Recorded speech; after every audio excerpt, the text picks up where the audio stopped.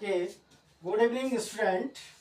आज हम इंग्लिश का चैप्टर लेके आए हैं दोबारा, और इसमें हमने अभी पीछे बहुत सारी वीडियोस बनाई हैं।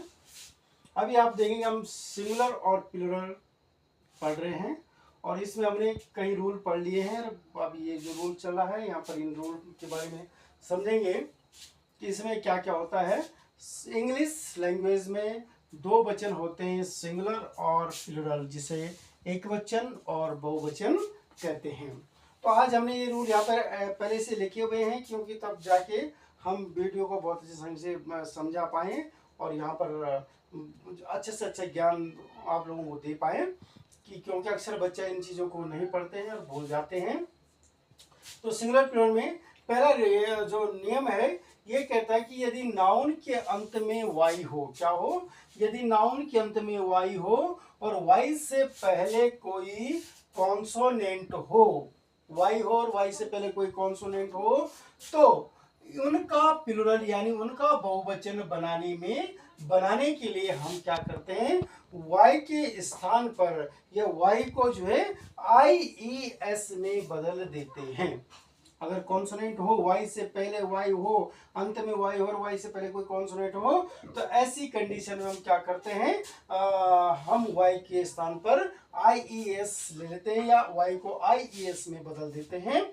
जैसे एग्जाम्पल जरा गौर से देखिएगा, जैसे यहाँ पर लिखा है CITY, सिटी, एक शहर को सिटी कहेंगे, और इसी को जब बहुत सारे शहर हो जाते हैं, इसका जब बहुवचन बनाएंगे तो क्या हो जाएगा, CITIES, यानी वाई को IES में बदल दिया है, सिटीज यानी बहुत सारे शहर।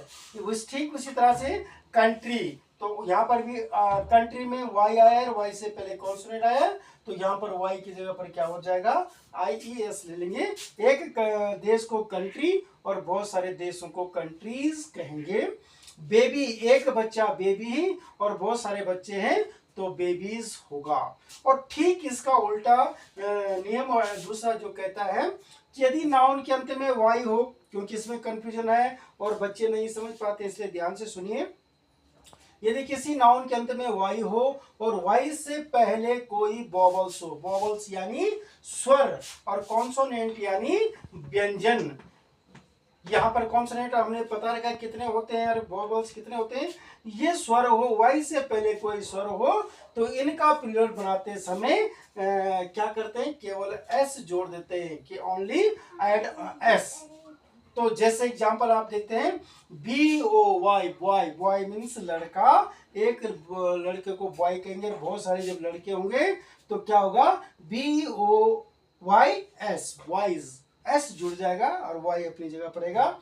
जैसे KEY, की मीन्स होता है चाबी, एक चाबी को की कहेंगे और बहुत सारी चाबी को कीज कहेंगे, S जुड़ जाएगा। और ठीक इसी तरह मंकी, MONKEY, मंकी, और एक मंकी को मंकी कहेंगे, बहुत सारे मंकी अगर हैं तो मंकीज हो जाएगा। तो ये ध्यान से आप सुनिए, समझिए, और यहाँ पर किसी तरह से अगर इस तरह से आपसे एग्जाम में पूछा जाता है तो कोई गलती ना करे, कहाँ पर IES लगाना है, कहाँ पर S लगाना है। ये वीडियो आप ध्यान से सुनिए और पढ़िए, और ये कभी भी आपको इसमें कोई दिक्कत नहीं आएगी जब आपसे ये पूछा जाए कि इसका बहुवचन प्लूरल बनाइए। ठीक है, तो ओके, आज के लिए इतना ही, थैंक यू।